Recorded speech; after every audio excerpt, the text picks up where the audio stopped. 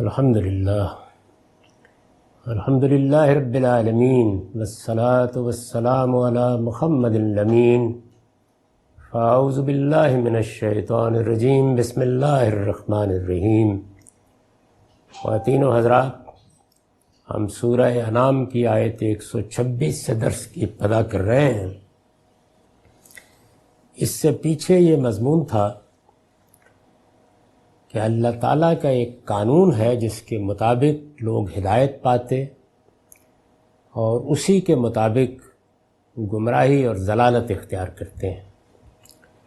اس قانون کے بارے میں نے وضاحت کی تھی کہ جگہ جگہ قرآن مجید نے صراحت کے ساتھ بتایا ہے کہ اللہ تعالیٰ ہدایت پانے کی توفیق انہی کو دیتا ہے جو ہدایت کے سچے طالب ہوتے ہیں، اور جو ہدایت سے گریز اور فرار کے راستے تلاش کریں، اسی میں زندگی بسر کر دیں، وہ لازماً گمراہ کر دیے جاتے ہیں۔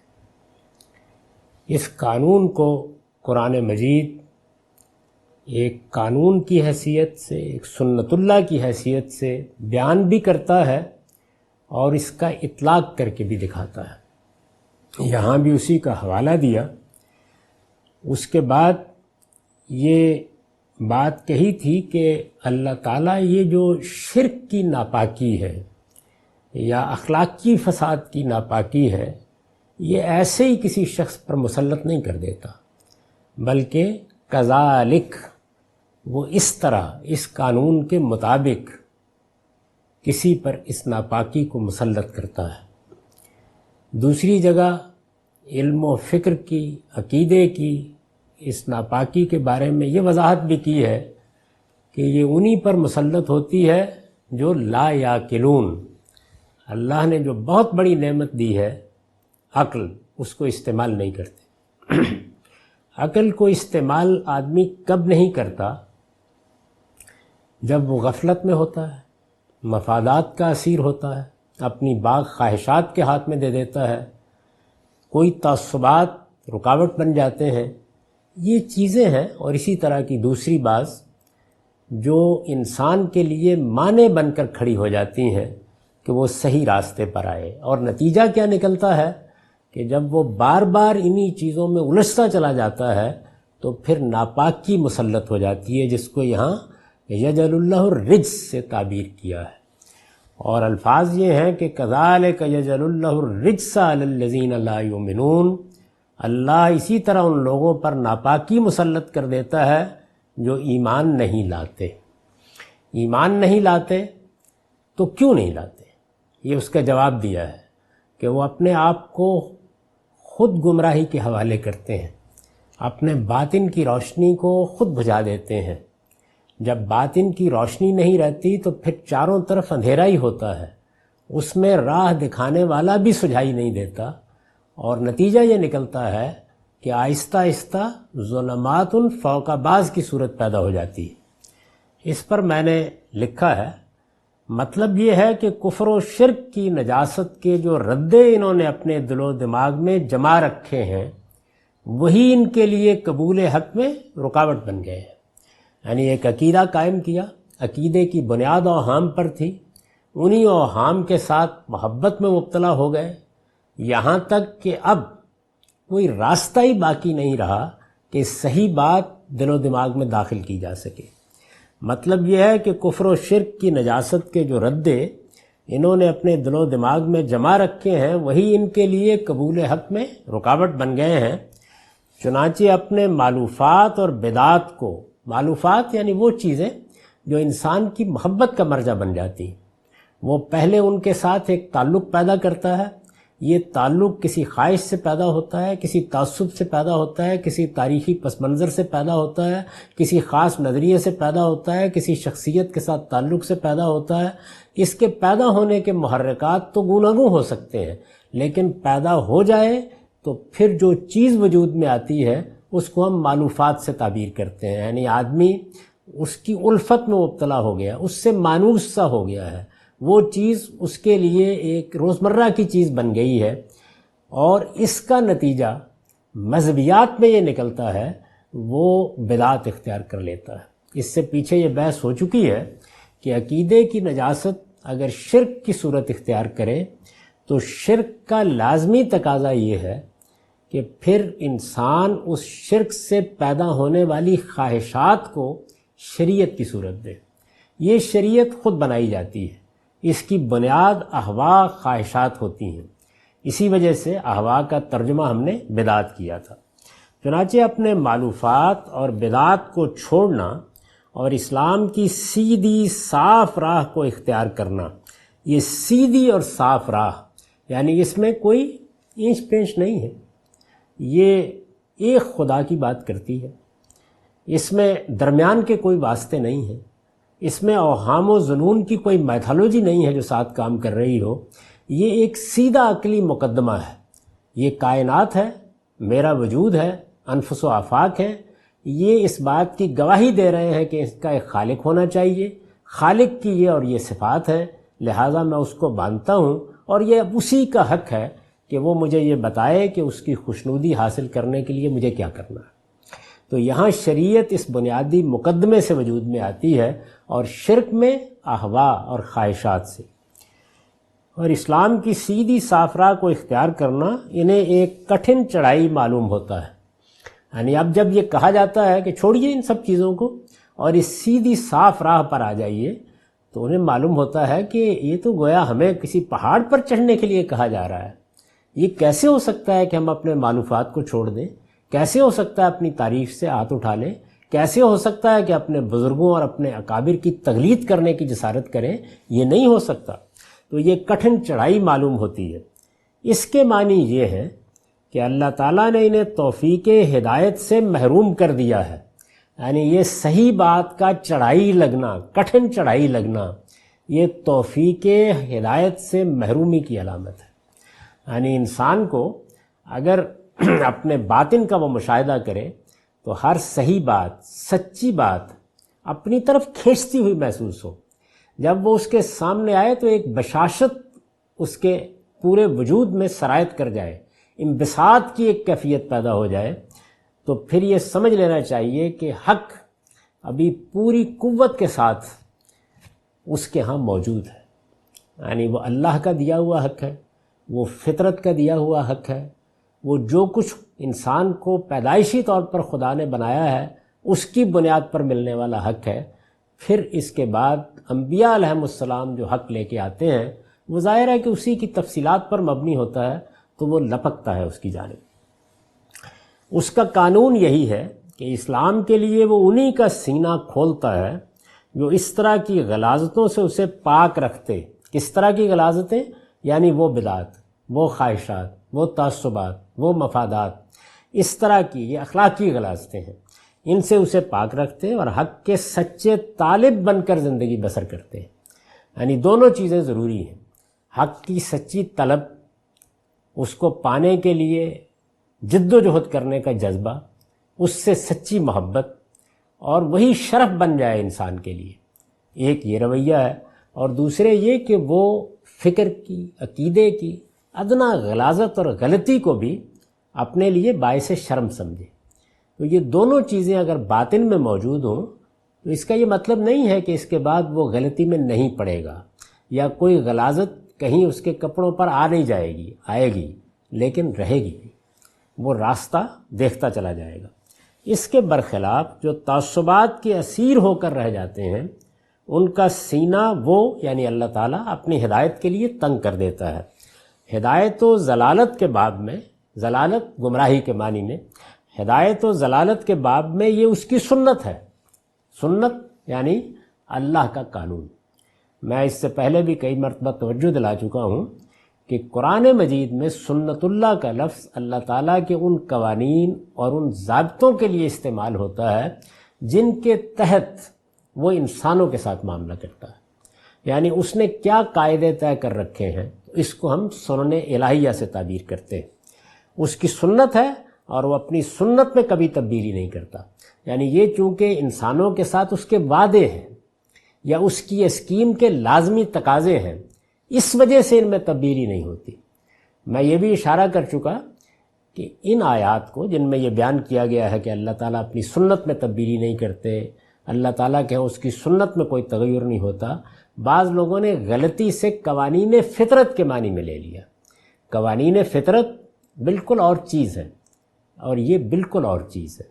یعنی یہ بات کہ پانی کو ہر حال میں اپنی سطح ہموار رکھنی ہے، ہائیڈروجن آکسیجن کو ملائیں گے تو پانی بن جانا ہے، یا اس نوعیت کے اور دوسرے قوانین جو فطرت میں کار فرما ہیں، یہ اللہ ہی کے بنائے ہوئے ہیں، لیکن ان کے معاملے میں یہ کوئی پابندی نہیں ہے کہ وہ انہیں تبدیل نہیں کرے گا۔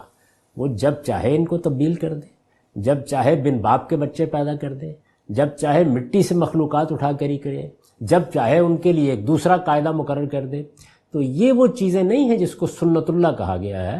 سنت اللہ اصل میں اللہ تعالیٰ کے بندوں کے ساتھ معاملہ کرنے کے طریقے ہیں، یعنی یہ کہ وہ ہدایت کیسے دے گا، یہ کہ گمراہی میں انسان کیسے پڑے گا، یہ کہ اس نے آزمائش کا کیا قانون بنایا ہے، یہ کہ اس کے ہاں جزا و سزا کس قاعدے پر ہوتی ہے۔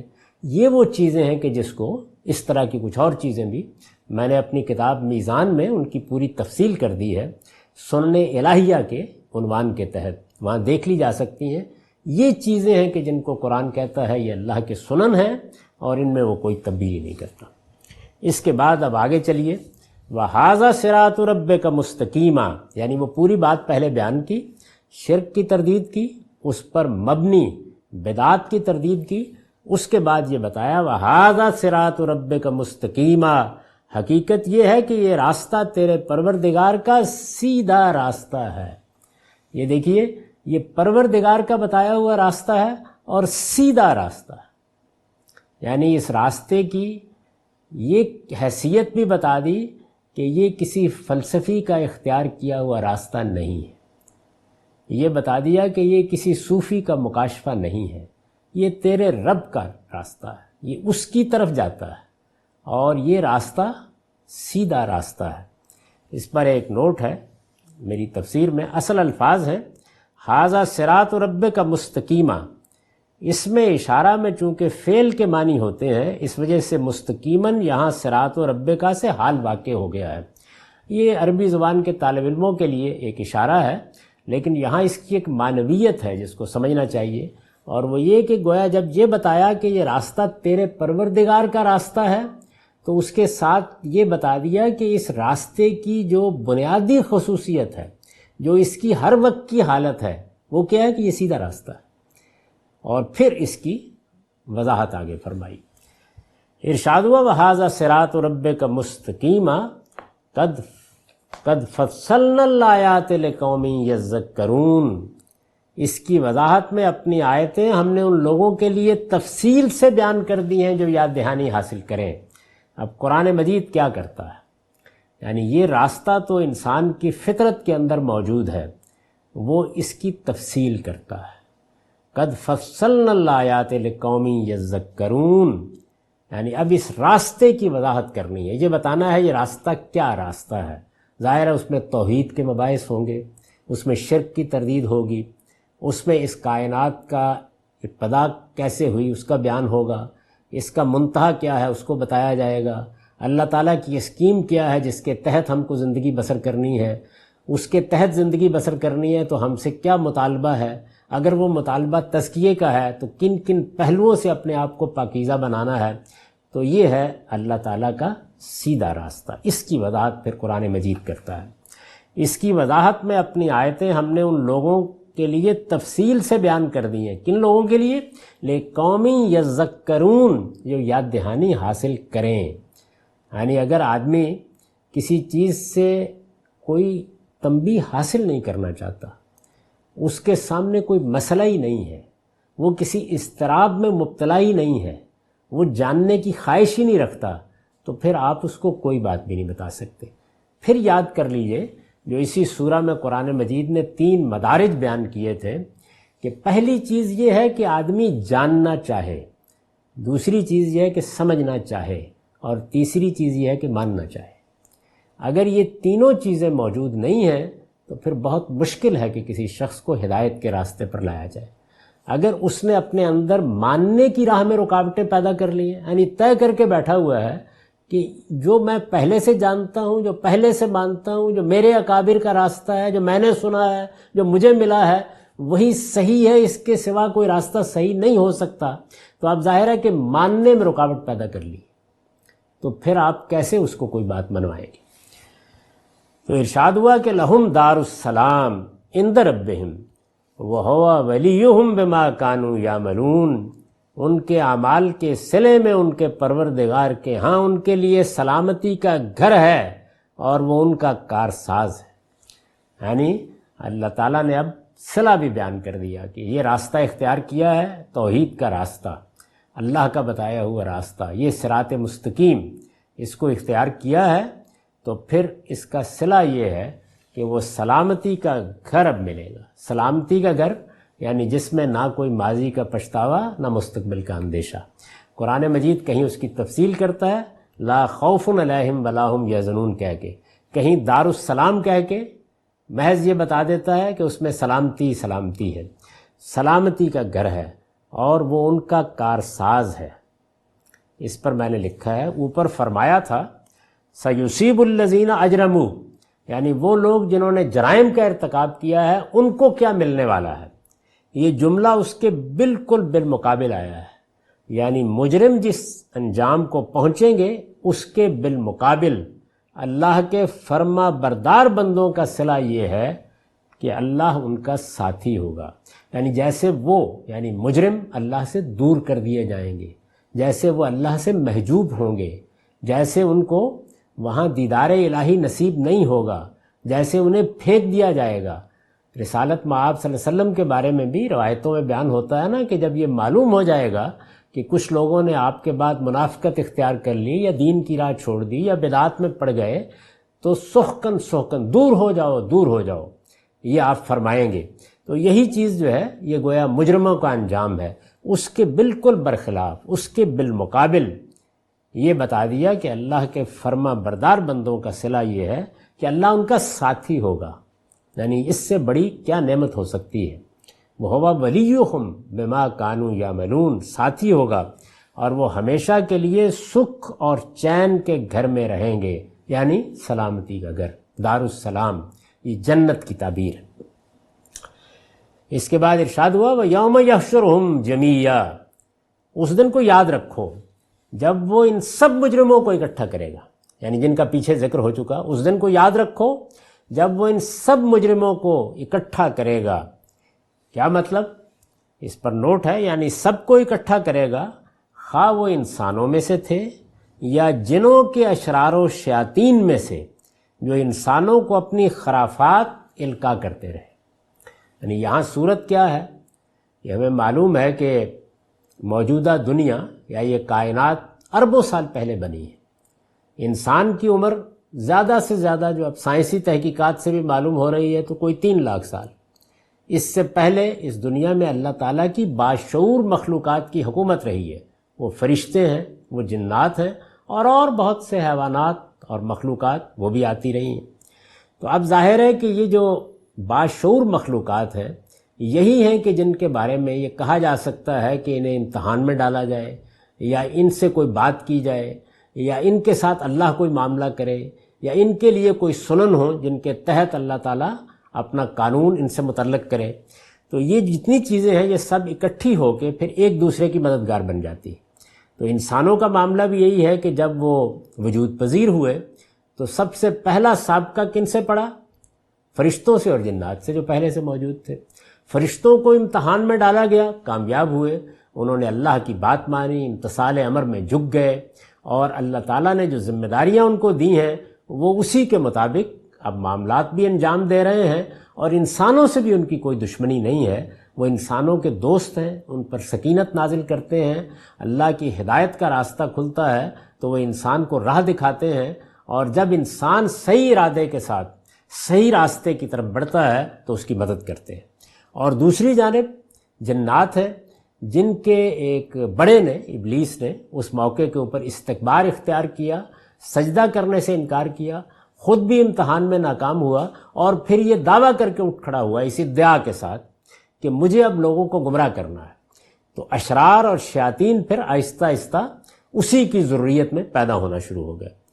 تو ان سب کو اللہ تعالیٰ کہتے ہیں یوم یحشرہم جمیعا، یعنی جتنے بھی سرکش ہیں، جتنے بھی مجرم ہیں ان سب کو اکٹھا کرے گا، خواہ وہ انسانوں میں سے تھے یا جنوں کے اشرار و شیاطین میں سے، جو انسانوں کو اپنی خرافات القاء کرتے رہے۔ یعنی ان کا کام کرنے کا طریقہ کیا ہے؟ آ کے بات تو نہیں کرتے، ہاتھ تو نہیں پکڑتے، جبرن تو کہیں نہیں لے جاتے، وہ اپنی خرافات القاء کرتے ہیں۔ یعنی شرک، بدعات، اس نوعیت کی جتنی چیزیں ہیں وہ سب کی سب ظاہر ہے کہ خرافات ہیں، ظنون و اوہام پر مبنی ہیں، ان کی کوئی علمی حیثیت نہیں ہے، کوئی عقلی حیثیت نہیں ہے، ان کے لیے خود فطرت انسانی میں کوئی داعیہ نہیں ہے۔ اگر کہیں ان کا سراغ بھی لگایا جائے تو خوف کی منفی جبلت میں ملے گا، اس کے سوا اس کے لیے کوئی مثبت منبع نہیں ہے جو انسان کے اندر تلاش کیا جا سکے، جو انسانوں کو اپنی خرافات القاء کرتے ہیں، جیسا کہ اوپر آیت 112 میں بیان ہوا ہے۔ یہ پیچھے آیت 112 میں واضح کر دیا گیا۔ تو ارشاد ہوا یوم یحشرہم جمیعا، اس دن کو یاد رکھو جب وہ ان سب مجرموں کو اکٹھا کرے گا اور پھر فرمائے گا یا معاشر الجن قد استکثرتم من الانس، اے جنوں کو گروہ، تم نے تو انسانوں میں سے بہتوں کو اپنا لیا۔ یعنی ہونا تو یہ چاہیے تھا کہ انسان اس پہلی دشمنی کو یاد رکھتے اور تمہارے ساتھ دوستی کیا بھاگ کھڑے ہوتے جب تم قریب آتے، لیکن تمہارا بھی کمال ہے اور انسان کی بھی بلادت کی انتہا ہے کہ اس سب کچھ کے باوجود کہ یہ تاریخ انبیاء نے اس کو سنا دی، اس کے باوجود کہ یہ اصل میں ان انسانوں کے ابوالآباء کی تاریخ ہے اور وہ یہ اپنے ساتھ لے کر دنیا میں آیا ہے، یہ سب سے بڑی حقیقت تھی جو ابوالآباء آدم کو پیش آئی اور پھر انسانوں کو منتقل ہوئی، لیکن وہ اس کو بلا دیتا ہے اور اس کا نتیجہ کیا نکلتا ہے کہ جن سے دشمنی کرنا تھی ان سے دوستی کر بیٹھتا ہے۔ بہتوں کو اپنا لیا، یہ جو بہتوں کو اپنا لیا کی تعبیر اختیار کی ہے، اس پر میں نے لکھا ہے یہ ابلیس کے اس قول کی طرف نہایت لطیف تلمیح ہے، یعنی ایک تاریخی واقعے کی طرف اشارہ ہے، اس کو ادب کی زبان میں تلمیح کہا جاتا ہے۔ یہ ابلیس کے اس قول کی طرف نہایت لطیف تلمیح ہے جس کا ذکر قرآن کے دوسرے مقامات میں ہوا ہے کہ آدم کی ذریت میں سے بہت تھوڑے میری طاقت سے محفوظ رہیں گے۔ یہ دوسری جگہ بیان ہوا ہے کہ جس وقت اس نے سجدہ کرنے سے انکار کر دیا تو اس کے بعد وہ کھڑا ہو گیا، یعنی تنبیہ اور توجہ اس کو ندامت کی طرف نہیں لے گئی، اس نے آدم کی طرح توبہ نہیں کی، اس نے اپنے پروردگار کی طرف رجوع نہیں کیا، بلکہ وہ اکڑ بیٹھا، ابا واستکبر۔ تو پھر اس نے اعلان کیا کہ میں ان کو گمراہ کروں گا، اور یہ جو آپ نے ایک مخلوق بنائی ہے اور آپ کا خیال یہ ہے کہ آپ کی ایک بڑی اسکیم ہے جس کو یہ پورا کرے گی، تو میں بہت تھوڑے ہی لوگ ہوں گے کہ جن کو گمراہ کرنے سے میں کامیاب نہیں ہوں گا، باقی سب کے سب میری طاقت میں آ جائیں گے، اور پروردگار تو ان میں سے اکثر کو اپنا شکر گزار نہ پائے گا۔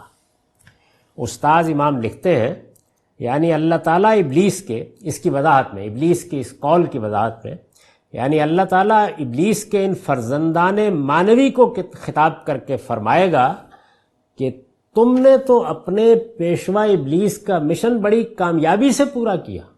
جب سب جمع ہوں گے قیامت میں، انسان بھی، اور ظاہر ہے کہ اس وقت نتیجہ سامنے آ چکا ہوگا، وہ بھی جو کامیاب ہوئے السابقون کے مرتبے پر پہنچے یا اصحاب الیمین کے مرتبے پر پہنچے، وہ بھی موجود ہوں گے صف در صف، اور وہ بھی کہ جنہوں نے مجرمانہ طریقے اختیار کیے، شرک میں مبتلا ہوئے، بدعات کو اپنا دین بنایا، اللہ کے مقابلے میں استکبار اختیار کیا، سرکشی میں مبتلا ہو گئے، سب وہاں موجود ہوں گے۔ اس وقت فرمایا جائے گا پیشوا ابلیس کا مشن بڑی کامیابی سے پورا کیا کہ ذریت آدم میں سے بہتوں کو اپنے فطراک ضلالت کا نخچیر بنا لیا، یعنی ان کو شکار کر لیا۔ فطراک وہ تسمہ ہوتا ہے جس میں شکار کو باندھتے ہیں، تو اپنے فطراک ضلالت کا نخچیر بنا لیا، یعنی گویا ان کو شکار کر لیا، اور بڑی سعادت مند نکلی یہ اولاد آدم کے سادہ لوہی کے ساتھ تمہارے دام فریب میں پھنس گئی۔ یعنی ان کی سادہ لوہی دیکھو اور تمہاری چالاکی اور قیادی دیکھو، تم کامیاب ہو گئے اس میں۔ تو ارشاد ہوا کہ تم نے انسانوں میں سے بہتوں کو اپنا لیا، قد استکثرتم من الانس وقال اولیاؤہم من الانس، ربنا استمتع بعضنا ببعض وبلغنا اجلنا الذی اجلت لنا. اور انسانوں میں سے ان کے ساتھی فوراً کہیں گے، یعنی جب یہ مکالمہ ہوگا تو وہ کہیں گے پروردگار ہم میں سے ہر ایک نے دوسرے سے خوب حظ اٹھایا، ایک دوسرے سے خوب حظ اٹھایا، یعنی استمتع بعضنا ببعض، انہوں نے ہم سے، ہم نے ان سے. ظاہر ہے دونوں ایک دوسرے سے متاثر ہوئے. یہی تعبیر سورہ جن میں اختیار کی گئی ہے. ہم جو کچھ کر رہے ہیں اور ہماری جو ایجادات ہیں اور ہم جو فلسفے پیدا کرتے ہیں اور جو استدلال پیدا کرتے ہیں وہ ان کے لیے اس کا باعث بنتا ہے. وہ بھی ہماری طرف سے پیدا ہونے والی گمراہیوں کے اسیر ہوتے ہیں اور ہم بھی ان کے القاء کے نتیجے میں شیطان کے راستے پر جاتے ہیں. ایک دوسرے سے خوب حظ اٹھایا اور آج اپنی اس مدت کو پہنچ گئے ہیں. وَبَلَغْنَا أَجَلَنَا الَّذِي أَجَّلْتَ لَنَا، جو تو نے ہمارے لیے مقرر کر دی تھی. خوب حظ اٹھایا، اس کی میں نے تفصیل کی ہے، یعنی انہوں نے ہماری عبادت، نیازمندی اور نظروں اور قربانیوں کے مزے لیے، اور ہمارے ساحروں، کاہنوں اور سیانوں نے اپنے پیش نظر مقاصد کے لیے ان کو طرح طرح سے استعمال کیا. چنانچہ جن و انس دونوں ایک دوسرے سے حظ اٹھاتے رہے، ایک دوسرے سے فائدہ حاصل کرتے رہے اور اس طرح مگن رہے کہ جس راستے پر وہ چل رہے ہیں یہی ان کے لیے صحیح راستہ ہے. اور یوں وہ بھی صراط مستقیم کھو بیٹھے، یہ بھی صراط مستقیم کھو بیٹھے. حظ اٹھایا اور آج اپنی اس مدت کو پہنچ گئے جو تو نے ہمارے لیے مقرر کر دی تھی. الذی اجلت لنا، اس پر اس تفسیر کا نوٹ ہے. آگے کا جملہ بتا رہا ہے کہ شیاطین انس کی یہ بات بیچ ہی میں کاٹ دی جائے گی.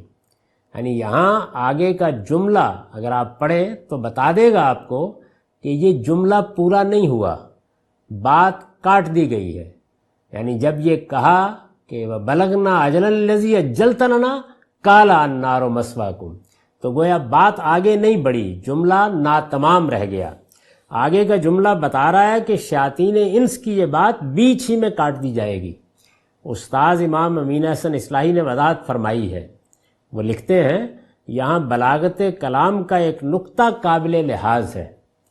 شیاطین انس یعنی انسانوں میں سے جو شیطنت کی راہ اختیار کر کے شیاطین انس بن گئے، شیاطین انس یہ بات بطور اعتراف جرم اور بقصد اظہار ندامت کہیں گے. کیوں کہیں گے یہ بات؟ دو باتیں. بہرحال وہاں اعتراف جرمی کی جگہ ہے، اعتراف کرنا پڑے گا، کوئی راستہ نہیں ہے، وہاں بات نہیں بنائی جا سکتی، آخر کہنا پڑے گا کہ ہم نے یہ راستہ اختیار کیا. تو جب یہ بات ہو رہی ہوگی اور اللہ تعالیٰ یہ کہے گا کہ اے جنوں یا معاشر الجن، تم نے تو بہت اپنا لیے انسانوں میں سے، تو انسان اس کے جواب میں یہ کہیں گے. یہ کہیں گے تو ایک پہلو کیا ہے، یہ اعتراف جرم ہوگا ان کی جانب سے، اور دوسرا یہ ہے کہ اس سے مقصود یہ بھی ہوگا کہ اعتراف کر کے گویا اظہار ندامت کر دیا کہ ہاں ہو گئی غلطی. انسان جب اعتراف کرتا ہے تو یہ اعتراف اپنے اندر ایک ندامت لیے ہوئے، تو بقصد اظہار ندامت کہیں گے، اور یہ تمہید باندھ کر وہ اللہ تعالیٰ سے معافی کی درخواست کرنا چاہیں گے. اب یہ دیکھیے یہ کلام کو کیسے پہچانا گیا ہے. یعنی بات یہاں پہنچی ہے، ابھی اتنا ہی جملہ کہا ہے، کیونکہ جملہ اپنے اندر ناتمامی رکھتا ہے تو اس سے خود بخود معلوم ہوا کہ بات آگے سے کاٹ دی گئی. اللہ تعالیٰ نے بات پوری نہیں ہونے دی. کیوں نہیں پوری ہونے دی؟ اس لیے کہ یہ تمہید باندھ کر وہ اللہ تعالیٰ سے معافی کی درخواست کرنا چاہیں گے، لیکن اسلوب کلام صاف شہادت دے رہا ہے کہ اللہ تعالیٰ ان کی بات تمہید پوری ہونے سے پہلے ہی کاٹ دے گا اور ان کو معذرت اور درخواست معافی کا موقع دیے بغیر ہی اپنا فیصلہ سنا دے گا. یعنی چونکہ بات پوری نہیں ہوئی اور فیصلہ سامنے آ گیا ہے تو اس کا مطلب یہ ہے کہ غور کر کے دیکھنا چاہیے کہ کیا ہوا ہے. بات کاٹ دی گئی ہے، معافی کی درخواست کرنے کی نوبت ہی نہیں آئے گی. اور اللہ تعالیٰ فرمائیں گے کہ النار مثواکم خالدین فیہا، بس اب تمہارا ٹھکانہ یہی دوزخ ہے جس میں تمہیں ہمیشہ رہنا ہے. اب باتیں بنانے کی کوشش نہ کرو، عذر، معافی، توبہ اور اصلاح سب کے دروازے بند ہو چکے.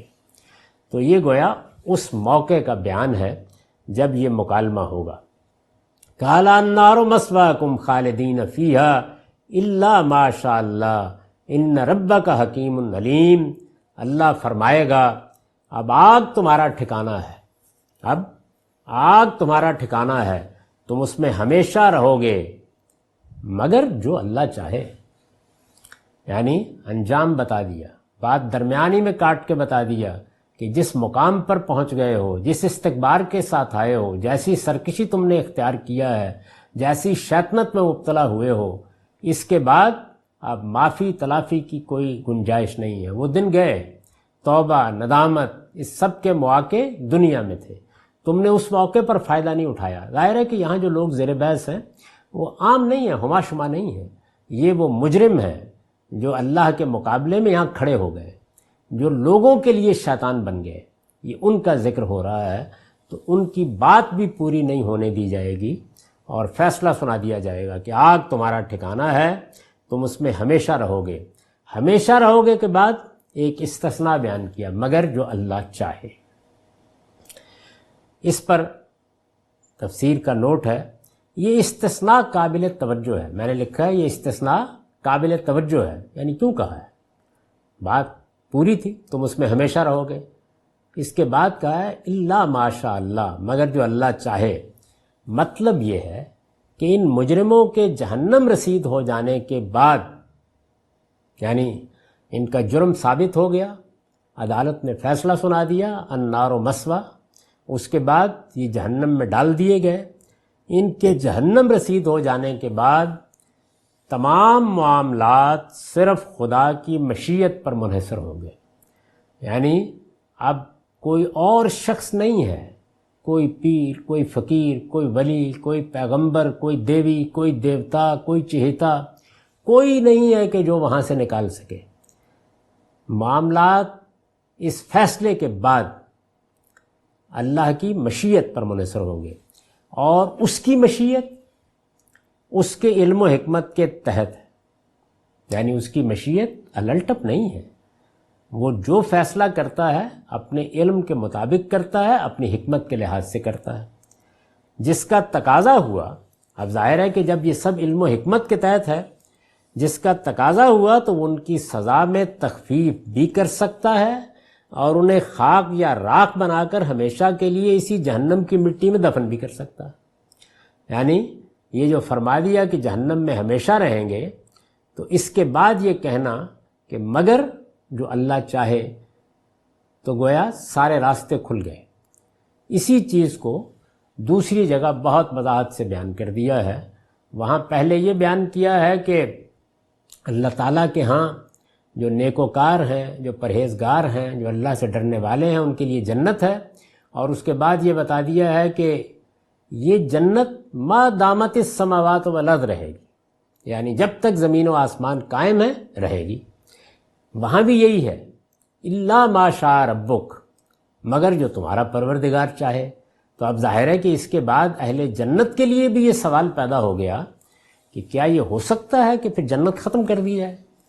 تو اس کو فوری طور پر، یعنی ظاہر ہے کہ جنت بھی خدا کی مشیت پر کھڑی ہے، کسی کا استحقاق تو نہیں بن گئی، یہ بتانے کے بعد کہ مگر جو تمہارا پروردگار چاہے، فوراً کا عطاً غیر مجزوز نہیں، یہ تمہاری پروردگار کی وہ عطا ہے، وہ نعمت ہے جس کے بارے میں وعدہ یہ ہے کہ کبھی ختم نہیں ہوگی، عطاً غیر مجزوز۔ یہ وہی چیز ہے جس کو اجر غیر ممنون کہا ہے، کبھی منقطع نہیں ہوگی، یعنی اس کی ہمیشگی کے بارے میں اس سے تردد نہ ہو۔ یہ صرف اس مشیت کا بیان ہے جس سے مقصود یہ بتانا ہے کہ ہر چیز اللہ کی مرضی پر منحصر ہے، ایسا نہیں ہے کہ کوئی چیز اس کی مشیت سے بالاتر ہو گئی۔ تو وہاں گویا جملہ صرف اتنے ہی مضمون کو ادا کرتا ہے، اس سے جو دوسرا پہلو پیدا ہوا اس کی نفی کر دی۔ اس کے فوراً بعد یہ بیان کیا ہے کہ وہ لوگ کہ جو مجرم ہوئے، جو اللہ کے مقابلے میں سرکش ہو گئے، جنہوں نے استکبار اختیار کیا، ان کے لیے جہنم ہے، اور پھر وہی کہا ہے کہ یہ جہنم ہمیشہ رہے گی ما دامت السماوات والارض، جب تک اس کے زمین و آسمان قائم ہے۔ اور اس میں پھر استثناء کیا الا ما شاء ربک۔ اب ظاہر ہے کہ وہاں پر بھی وہی سوال پیدا ہوتا ہے، تو وہاں پر یہ جواب نہیں دیا کہ نہیں یہ رہے گی یا یہ کبھی ختم نہیں ہوگی، وہاں یہ ہے کہ ان ربک فعال لما یرید، تیرا پروردگار جو چاہے کر گزرنے والا ہے۔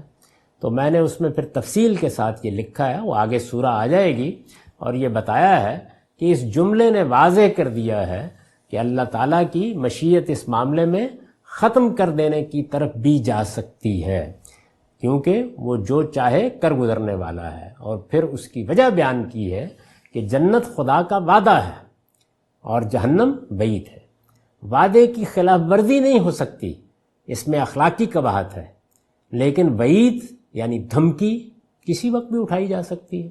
ظاہرہ ہر آدمی شکر گزار ہوگا کہ پروردگار نے عنایت فرمائی، تو اسی کی کچھ تفصیل یہاں بھی کر دی ہے، اور یہ بتا دیا ہے کہ اس کی مشیت اس کے علم و حکمت کے تحت ہے، جس کا تقاضا ہوا تو وہ ان کی سزا میں تخفیف یعنی کمی بھی کر سکتا ہے، اور انہیں خاک یا راکھ بنا کر ہمیشہ کے لیے اسی جہنم کی مٹی میں دفن بھی کر سکتا ہے۔ یہ سراسر اس کی مشیت پر مبنی ہے، اس کے سوا کسی کے لیے امید کا کوئی دروازہ کھلا نہیں رہے گا۔ یعنی یہ مشیت کیوں بیان کی جاتی ہے؟ تاکہ کسی اور کے لیے امید کا دروازہ نہ کھول دیا جائے۔ اسی سے در حقیقت پھر گریز و فرار کے راستے نکلتے ہیں، اسی کو شفاعت باطل کہا جاتا ہے، اور اسی کی تردید قرآن مجید نے جگہ جگہ کی ہے۔ استاذ امام کے الفاظ میں کسی کی صحیح، کسی کی سفارش، کسی کا زور، کسی کی فریاد کچھ کارگر نہ ہو۔ اختیار اور ارادے کی ساری حدیں ختم ہو جائیں گی، توبہ اور اصلاح اور حسرت و ندامت کی مہلتیں گزر جائیں گی۔ واحد چیز جو کار فرما ہوگی وہ خدا کی مشیت ہے، اور اپنی مشیت کے بھیدوں کو وہی جانتا ہے۔ وہ فعال لما یرید اور حکیم و علیم ہے۔ یعنی یہ دیکھیے دونوں چیزیں ساتھ ساتھ، جو چاہے کر گزرنے والا ہے، لیکن وہ کر گزرتا ہے تو کیا الٹپ نہیں، اپنے علم اور اپنی حکمت کے مطابق۔ اس کے علم و حکمت کا تقاضا یہ ہوگا کہ تخفیف کر دی جائے تو کر دے گا، اور اس کے علم و حکمت کا تقاضا یہ ہوگا کہ وہ ویسے ہی ان کو ختم کر دے تو کر دے گا۔ یہ سارے راستے اس کے لیے کھلے ہوئے ہیں، اس لیے کہ وہ جو چاہے کر گزرنے والا ہے۔ تو یہاں یہ مگر جو اللہ چاہے اس کی تفصیل ہے جو میں نے کر دی۔ ان ربک حکیم علیم، اب دیکھیے یہاں بھی وہی فرمایا، اللہ ماشاء اللہ کے بعد ان ربک حکیم علیم۔ حقیقت یہ ہے کہ تمہارا پروردگار حکیم و علیم ہے۔ تو یہ حکیم و علیم ہونے کا جو پہلو ہے اس کی وضاحت کر دی، جس میں یہ بتا دیا گیا ہے کہ وہ کیا کر سکتا ہے، کیوں کرے گا، اور اس کی نوعیت کیا ہوگی۔ وَكَذَلِكَ نُوَلِّي بَعْضَ الظَّالِمِينَ بَعْضًا بِمَا كَانُوا يَكْسِبُونَ، ہم ظالموں کو ان کے کرتوتوں کے باعث اسی طرح ایک دوسرے پر مسلط کر دیتے ہیں۔ یہ پیچھے ہم پڑھ چکے کہ کیسے یہ گٹھ جوڑ ہوگا، کیسے اعتراف کریں گے شیاطین جن اور شیاطین انس کہ ہم سب ایک دوسرے سے حظ اٹھاتے رہے ہیں، اور اس کا نتیجہ کیا نکلتا ہے؟ ایک دوسرے پر مسلط ہو جاتا ہے۔ ہم ظالموں کو ان کے کرتوتوں کے باعث اسی طرح ایک دوسرے پر مسلط کر دیتے ہیں۔ یا معاشر الجن والانس الم یاتکم رسل منکم یقصون علیکم آیاتی وینذرونکم لقاء یومکم ھذا، اے جنوں اور انسانوں کے گروہ، کیا تمہارے پاس خود تمہارے اندر سے وہ پیغمبر نہیں آئے تھے جو میری آیتیں تمہیں سناتے اور تمہارے اس دن کی ملاقات سے تمہیں خبردار کرتے تھے؟ وہی آخرت کا، قیامت کا مکالمہ جاری ہے۔ اے جنوں اور انسانوں کے گروہ، یعنی دونوں کو مخاطب کر کے کہا جائے گا، کیا تمہارے پاس خود تمہارے اندر سے وہ پیغمبر نہیں آئے تھے؟ یعنی یہ اصل میں اللہ تعالیٰ کی طرف سے اتمام حجت کا اہتمام۔ میں اس سے پہلے بھی عرض کر چکا کہ اللہ تعالیٰ نے انسان کو اندھا اور بہرا نہیں پیدا کیا، اس کو جس طرح وہ حواس دیے ہیں جن سے وہ خارج کی دنیا سے متعلق ہوتا ہے، آنکھیں دی ہیں خارج کی دنیا کو دیکھتا ہے، کان دیے ہیں خارج کی دنیا کی آوازیں سنتا ہے، ہاتھ دیے ہیں چھوتا ہے، سونگتا ہے، چکھتا ہے۔ یہ جتنے حواس ہیں وہ خارج کی دنیا سے مجھے متعلق کرتے ہیں، لیکن میرے باطن میں بھی حواس ہیں جو میری اس دنیا کو میرے لیے نمایاں کر دیتے ہیں۔ وہ بھی ایک دنیا ہے جو میرے اندر پائی جاتی ہے۔ تو یہ جو میرے اندر دنیا پائی جاتی ہے اس سے میں اپنے اخلاقی وجود کو سمجھتا ہوں، اسے اپنے جمالیاتی احساس کا ادراک حاصل کرتا ہوں، اس میں مجھے عقل کار فرما نظر آتی ہے، یعنی وہ خارج میں نہیں پائی جاتی، میرے اندر ایک اضطراری علم موجود ہے، اس اضطراری علم کا شعور بخشتی ہے اور پھر وہ خارج سے متعلق ہوتا ہے۔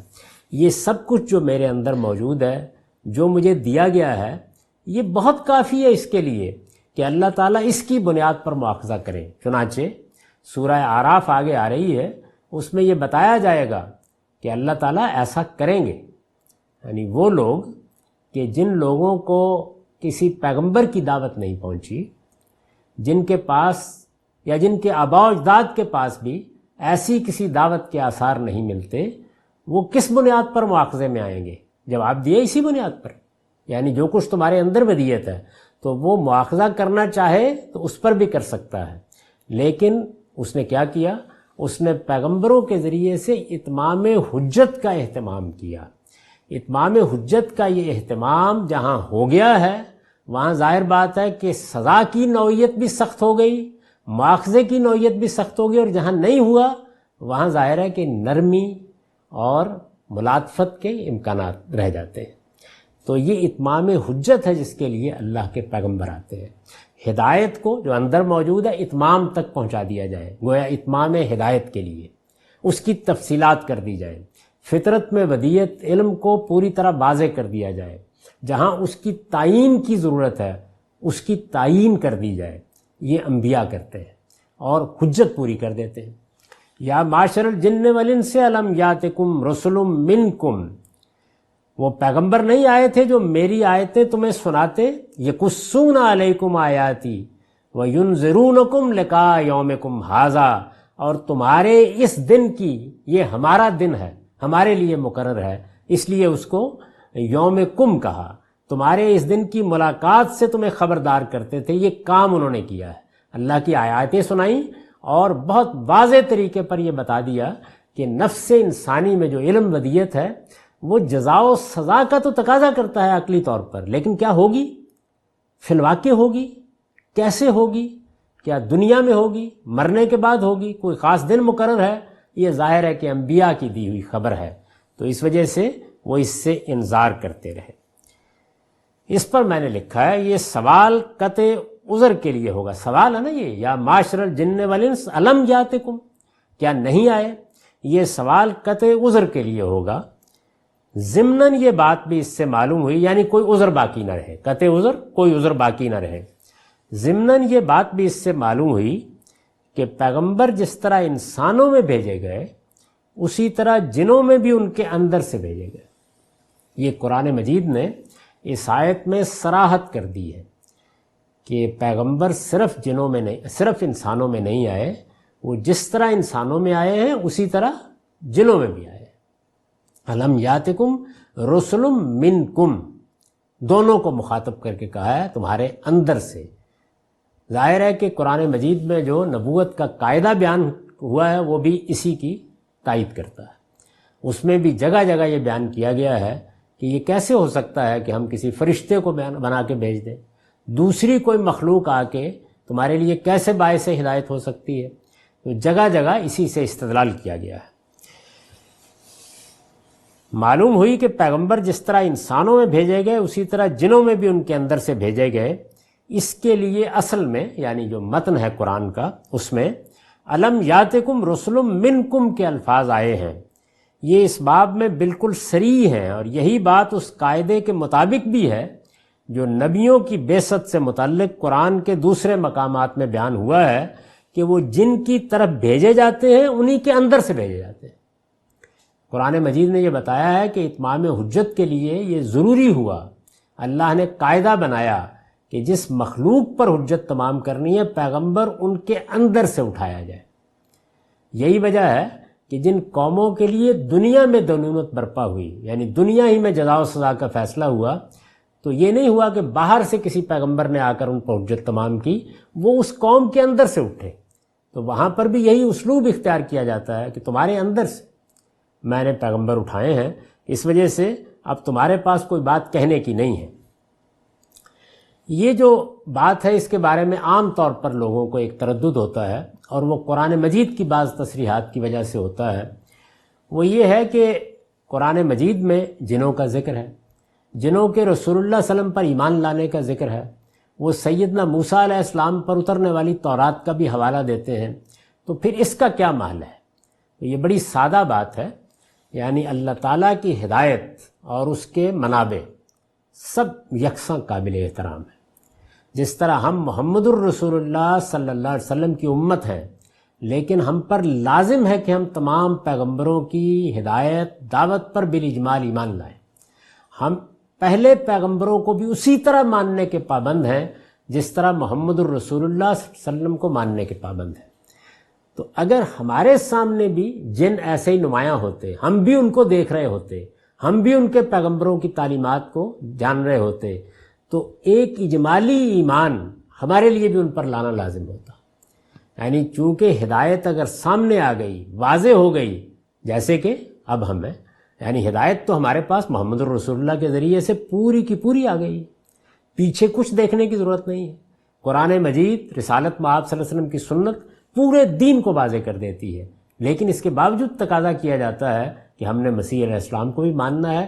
یہ ہدایت کے بارے میں اس اصول کا اعتراف ہے کہ جب وہ پروردگار کی طرف سے آئی ہے تو پھر یکساں قابل احترام ہے، اس کو قبول کرنا ہوگا اور اس کے سامنے سر تسلیم خم کرنا ہوگا۔ تو یہی چیز اصل میں جن کرتے ہیں، یعنی جب ان کو یہاں کی بات معلوم ہوتی ہے، یہاں کی کوئی بات سنتے ہیں تو وہ اس کی تائید اور تصدیق کرتے ہیں، ورنہ جو ہدایت ان کے اپنے پیغمبروں کے ذریعے سے ان تک پہنچی ہے وہ اصلاً اسی کے مکلف ہیں، جس طرح ہم اصلاً محمد الرسول اللہ صلی اللہ علیہ وسلم کی پیروی کے مکلف ہیں، آپ کی شریعت کے مکلف ہیں، لیکن ایک اجمالی ایمان سب پیغمبروں پر رکھتے ہیں اور ہم سے اس کا مطالبہ کیا جاتا ہے۔ تو اس کو اس طریقے سے سمجھ لینا چاہیے، یہ اسی باب کی چیزیں ہیں، وہ گزرے ہیں، انہوں نے دیکھا ہے، انہوں نے سنا ہے تو گواہی دی ہے کہ یہ ایک سچائی ہے۔ ہم بھی کہیں دیکھتے، کہیں سنتے، ان کے کسی پیغمبر کی تقریر ہو رہی ہوتی، پاس سے گزرتے تو ضرور یہی اعتراف کرتے، اور کرتے تو ان کے ہاں بھی ایسے ہی اس کا ذکر ہوتا۔ اس میں ایک اور چیز بھی ہے، اور وہ یہ کہ یقصون علیکم آیاتی کے الفاظ استعمال ہوئے ہیں۔ اس پر اسی نوٹ میں مزید وضاحت ہے۔ آیت میں لفظ یقصون بھی قابل توجہ ہے۔ اس کے معروف معنی کیا مطلب ہے؟ اس کا سرگزشتے سنانے کے ہیں، داستان سنانے کے، لیکن یہاں یہ آیتیں سنانے کے لیے آیا ہے۔ یقصون علیکم آیاتی، یعنی اس میں اس کا جو مفعول ہے وہ میری آیتیں ہیں۔ اس کی وجہ کیا ہے؟ یعنی یہ لفظ، یہ فعل کیوں استعمال کیا گیا؟ جبکہ آیات کے لیے تو یتلون موزوں تھا، تو یقصون کا کیوں استعمال ہوا؟ استاد امام لکھتے ہیں، ہمارے نزدیک یہاں یہ لفظ اس وجہ سے استعمال ہوا ہے کہ آیات سے یہاں مراد آیات انذار ہے، یعنی یہاں گویا تمام آیات کا حوالہ نہیں دیا گیا، بلکہ وہ آیات جن سے انذار کیا جاتا ہے، خبردار کیا جاتا ہے۔ قرآن مجید میں زیادہ وہی ہے، قرآن مجید ایک پیغمبر کی سرگزشت انذار ہی ہے، تو وہ مراد ہے جن کا غالب حصہ مکذبین و منکرین کے انجام اور ان کی سرگزشتوں کے بیان پر مشتمل ہوتا ہے۔ یعنی چونکہ ان میں آیات انذار میں زیادہ تر غالب حصہ مکذبین اور منکرین کے انجام کو بیان کرتا ہے، جنہوں نے تکذیب کر دی، جھٹلا دیا، جو منکر ہو گئے، اور پھر ان کی سرگزشت سنائی دیتی ہے۔ شعیب آئے، ان کی قوم کا یہ معاملہ ہوا، لوط آئے، ان کی قوم کا یہ معاملہ ہوا علیہم السلام۔ یہاں موقع و محل اسی کا ہے، اور یہاں چونکہ ظاہر ہے کہ لقائے یومکم ھذا وہ مراد ہے، یعنی قیامت کی منادی، قیامت کا انذار، اور اس میں زیادہ تر استدلال اسی تاریخی دینونت سے کیا جاتا ہے، انہی سرگزشتوں سے کیا جاتا ہے جو قرآن میں بیان ہوئی ہیں۔ تو اس وجہ سے یہاں یقصون کا لفظ آ گیا۔ اللہ تعالیٰ ان سے جو سوال فرمائے گا اس کا مطلب یہی ہوگا کہ کیا تمہیں میرے رسولوں نے جھٹلانے والوں کے انجام اور اس دن کی آمد سے خبردار نہیں کیا تھا کہ تم نے اپنے آپ کو اس ابدی ہلاکت میں ڈالا؟ گویا سوال کا پہلو یہ ہے، اس کا خاص محل یہ ہے۔ اس سے یہ بات واضح ہوئی کہ قرآن مجید میں کس طرح ایک فعل کو تبدیل کر کے، ایک لفظ کو تبدیل کر کے ایک پورا کا پورا مدعا اس کے اندر آ جاتا ہے۔ یہاں یتلون ہوتا تو ظاہر ہے کہ محض آیات کی تلاوت کا مدعا ہوتا، لیکن ایک لفظ تبدیل کیا اور گویا آیات جو اگرچہ لفظاً مفعول بن رہی ہیں، وہ اپنے مدعا، اپنے موقع، اپنے محل اور اپنی خاص نوعیت کے لحاظ سے اس طرح کی تعمیم میں تخصیص اور تخصیص میں تعمیم کے اسالیب قرآن مجید کی بلاغت کے بہت سے پہلوؤں کو نمایاں کرتے ہیں، اور یہ طالب علموں کے سامنے رہنا چاہیے۔ تو فرمایا کہ وہ میری آیات پڑھتے اور وَيُنذِرُونَكُمْ لِقَاءَ يَوْمِكُمْ هَذَا، اور تمہیں اس دن کی ملاقات سے خبردار کرتے تھے۔ تو یہ حوالہ دیا اس بات کا کہ یہ گفتگو ہوگی۔ اب یہ گفتگو ابھی جاری ہے، اس کا ہم اگلی نشست پہ مطالعہ کریں گے۔ اقول قولی ھذا واستغفر اللہ لی ولکم ولسائر المسلمین۔